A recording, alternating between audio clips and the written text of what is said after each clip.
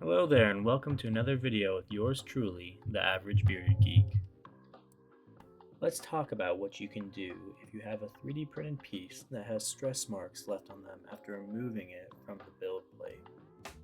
Stress marks are essentially whitening left on the 3D print when it's taken off of a bed that it adhered to extremely well.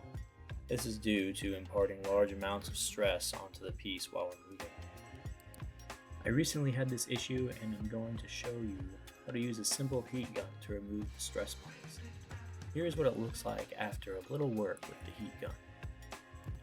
In order to prevent this from happening, make sure you are using the correct bed temperatures, waiting for the bed and the item to cool down completely before removal, and don't use too much additional adhering substances such as glue on your build plate. Safety note, please use caution when using a heat gun as it can cause burns from the high levels of heat it produces.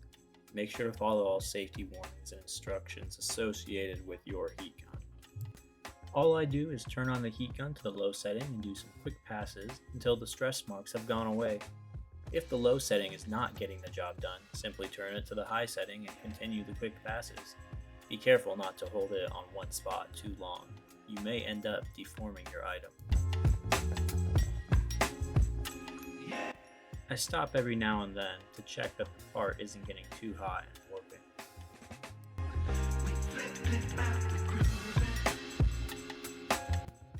And that's it. No more stress marks. Thank you for watching. Please like, subscribe, and drop a comment below. See you next time.